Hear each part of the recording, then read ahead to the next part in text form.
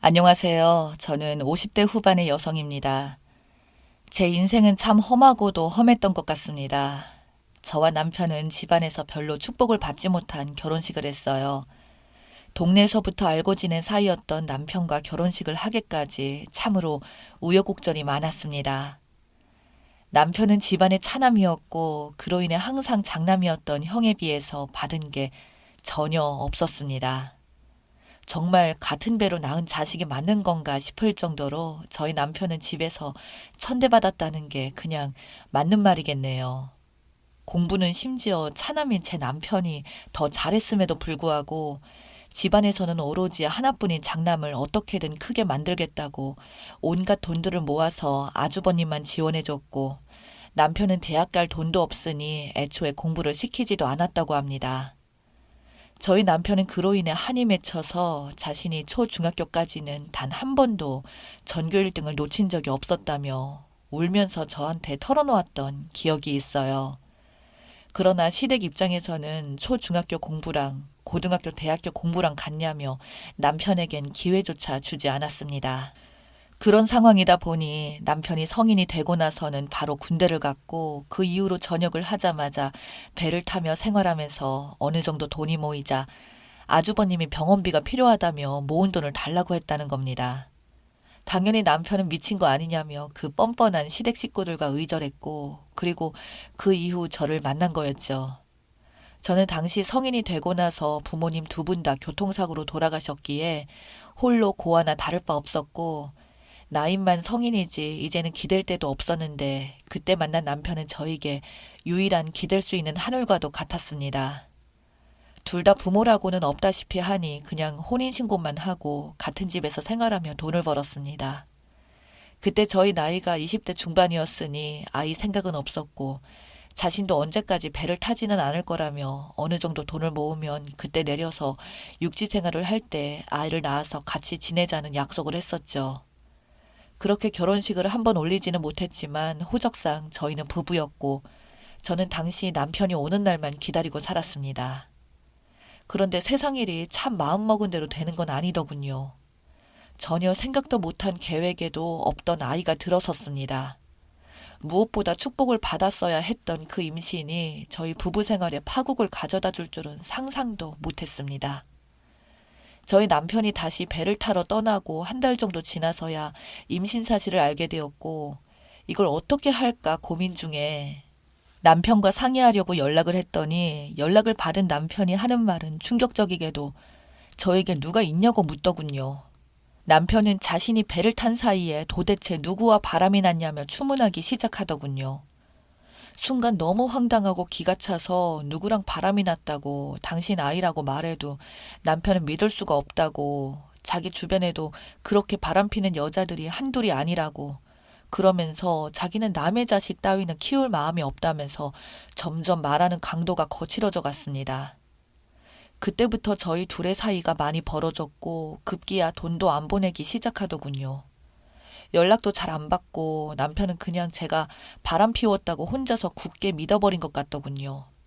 그렇다 보니 주변에 겨우겨우 사정해서 돈 빌리러 아이를 낳았습니다. 그때는 정말 어찌나 서러웠던지 눈물이 절로 펑펑 나더군요.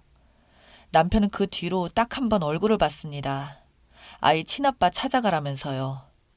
그래서 제가 통곡을 하면서까지 내가 아니라고 암만 울어도 들어주지 않더니 끝내 저에게 돈 조금을 남겨주고는 나가버리더군요. 자기도 따로 여자가 생겼다고 해요. 제가 어떻게 그럴 수가 있냐고 말하자 바람은 네가 바람 펴서 남의 자식까지 낳아놓고 왜? 난 그러면 안 되냐? 고 말해서 또 한 번 제가 그렇게 아니라고 말해도 들어주질 않았어요. 그 당시에는 친자 확인 같은 건 있는지도 몰랐습니다. 그렇게 남편이 떠나고 나서는 저 혼자 아이와 이 세상에 남겨졌고 그나마 제 사정을 알던 언니가 가게를 소개해줘서 직원 휴게실에 아이를 맡기고 일하면서 아이를 들쳐업고 키웠습니다. 정말 둘이서 어찌 사나 했는데 정말 어떻게든 살려고 하니 어찌어찌 또 사라지더군요. 꼼짝없이 두 모자는 굶어 죽을 줄 알았는데 주변에 고마우신 분들이 많으셨습니다. 제 사정을 봐주시는 사장님도 계셨고 친한 언니도 옷 같은 거 자기애 다 입는 거라며 저한테 거의 다 물려주기도 했었죠. 그분들이 있었기에 저도 제 아들도 살 수 있었어요. 그러다 아이가 초등학생이 될 때부터는 그나마 나았습니다. 지금으로서는 상상도 할 수 없지만 아이를 초등학교 학원에 보내놓으면 그 시간 동안은 많이 일할 수 있었으니까요. 그렇게 집에 돌아오면 아이의 제잘거림을 듣다가 잠이 들고 또 새벽같이 일어나 다시 일하러 나가는 게 제 일상이었죠. 그래도 행복했습니다. 아니, 행복하지 않을 수 없었어요. 커갈수록 남편을 똑 닮아가는 아이. 그러나 남편의 행방을 찾아보려 해도 찾을 수가 없었어요. 그렇게 먹고 살기 바쁘다는 핑계로 아들을 아빠 없는 아이로 15년을 홀로 키웠습니다. 이제는 일하면서 모은 돈으로 빚이 많지만 작은 식당도 내어서 장사도 하고 먹고 살기가 점점 나아질 무렵 아이 아빠를 드디어 찾게 되었습니다. 우연히 아이 아빠의 소식을 듣게 된 거죠. 배를 타다 내려서 사업까지 하고 있었고 재혼까지 한 아이 아빠가 찾아가 저는 저희 아들 사진을 보여주며 이제 친자 확인이라도 해보자고 당신 아이가 맞다고 하자 사진 속에는 앞만 봐도 자기를 닮은 아들이니 보더니 참으로 난감해하더군요. 그렇게 멍하니 난감해하다가 힘들게 저에게 입을 열며 이미 다 지난 일인데 어떡하냐고 오해해서 미안한데 자긴 이미 가정이 있고 애도 둘이나 있다며 이렇게 나에게 찾아오면 자기도 곤란하다고 하면서 저를 돌려보내더군요. 그리고 몇 달 뒤 아이 앞으로 쓰라며 1억이 들어있는 통장을 저에게 주더군요. 이로써 그 아이는 내 아이도 아니고 그동안 제가 고생한 비용과 앞으로 양육비를 모두 보낸다고 그러니 앞으로 2번 다시 찾아와서 친자검사니 뭐니 말하지 말라며 딱 잘라서 말하던 남편이 야속했지만 그래도 우리 아들 키울 돈이 생기니 그것만으로도 마음이 좋았던 것 같아요. 그 이후 아들에게서 그동안 못 사줬던 휴대폰도 사주고 그 돈으로 아들이 하고 싶어 했던 공부, 비싸서 못 다니던 학원들 싹 다 결제해줬습니다. 아들은 의사가 되는 게 꿈이라고 하더군요. 왜 하필 의사냐니까 사회에서 가장 존경받는 직업들이 판사, 검사, 의사, 변호사라고 그래서 자기는 그중에서 사람 살리는 의사가 되고 싶다며 의사가 되면 그동안 고생한 우리 엄마 호강도 시켜주겠다던 아들의 말이 진짜 현실이 되었습니다. 고등학교 때도 누가 가르치지 않아도 저희 아들은 도끼를 품고 공부했고 학교에서도 아들 정도면 진짜 똑똑한 편이라고 하더군요. 문득 누굴 닮았나 생각해보니 남편이 자신이 어릴 적 똑똑한 머리를 자랑하며 서러운 걸 말하는 게 떠올랐습니다.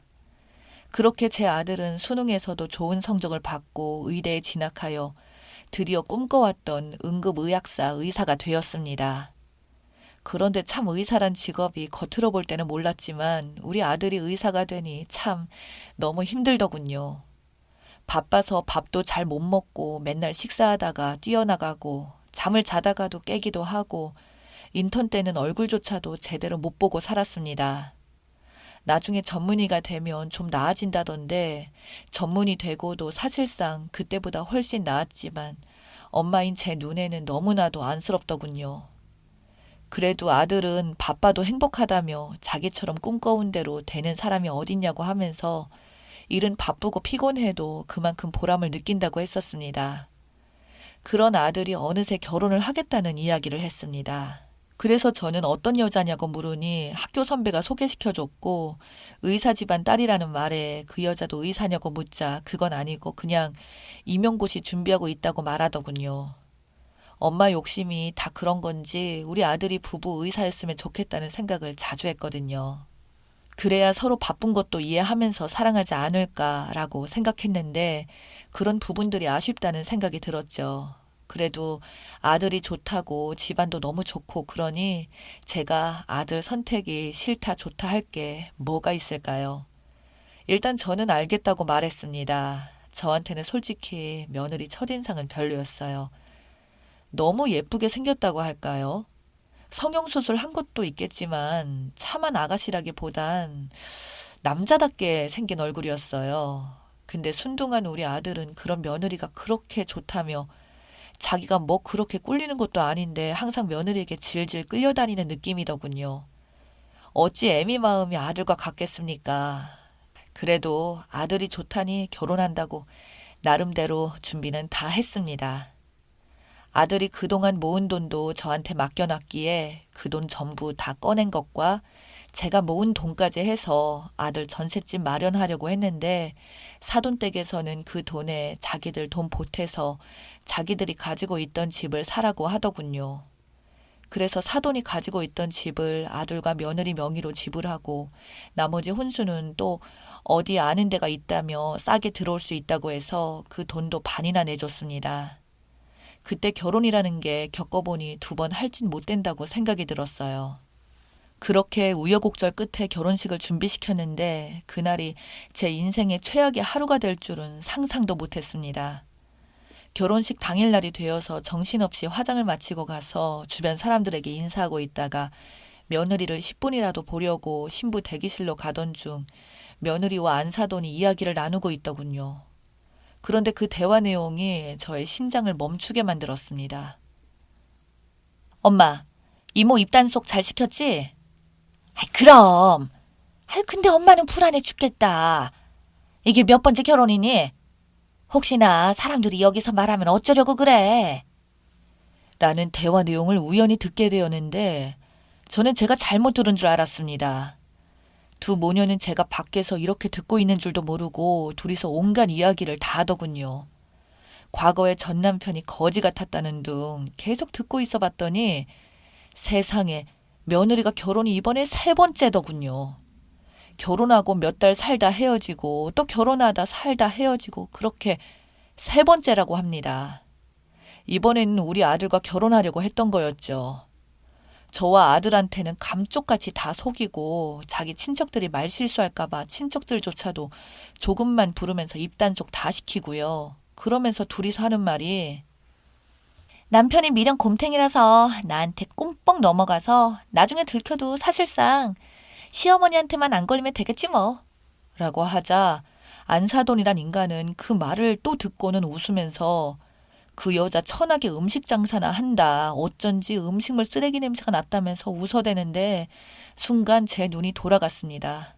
저에 대한 욕도 욕이지만 내 아들을 그렇게 생각하고 있다니 저는 격분하여 그대로 달려들어가 예비 며느리 뺨을 한 대 쳤더니 안사돈이 제 머리끄댕이를 잡길래 그 여자의 뺨까지도 때려줬습니다. 제가 이년들아, 니년들 말대로 천해서 그런지 손이 맵다. 어디 더 맞고 싶냐? 라고 말하고는 그 자리에서 결혼식을 뒤엎고 저희 아들과 뛰쳐나왔죠. 아들은 영문도 모르고 있다가 모든 이야기를 했더니 어쩔 줄 몰라 하더군요.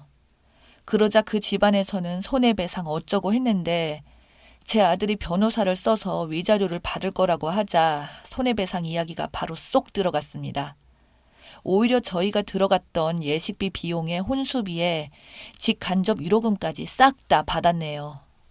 그나마 그 집 바깥 사돈만 죄송하다며 사과하면서 자기도 사실 절대 그러면 안 되었었는데 하면서도 자식 가진 부모라 그게 그렇게 안 되었다고 죄송하다고 연신 말하고는 돈 주고 가더군요. 그 이후로 그 소문은 여기저기 퍼져서 결국 그 사돈은 다니던 병원까지 그만두고 다른 지방으로 갔다는 소문만 아들을 통해서 들었습니다. 참 인생사가 뭔지 어쩌다가 저런 딸과 아내를 두어서 혼자서 고생하는지 한편으로는 안타깝기도 했네요.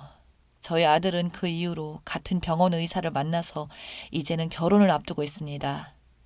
아들은 이미 결혼식 날 과거의 결혼을 한번 오픈도 했다고 미리 말해두고 사귄 터라 피해자였던 저희가 가해자가 될 일이 없다는 이야기까지도 들었고요.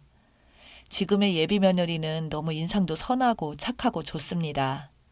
아들과 예비 며느리는 이 사태가 좀 진정되는 대로 결혼식을 올리기로 하였네요. 나쁜 일이 있으면 좋은 일도 있다더니 세상 박복하다고 생각했는데 그래도 이제는 저에게도 봄이 좀 오는 것 같아서 행복합니다.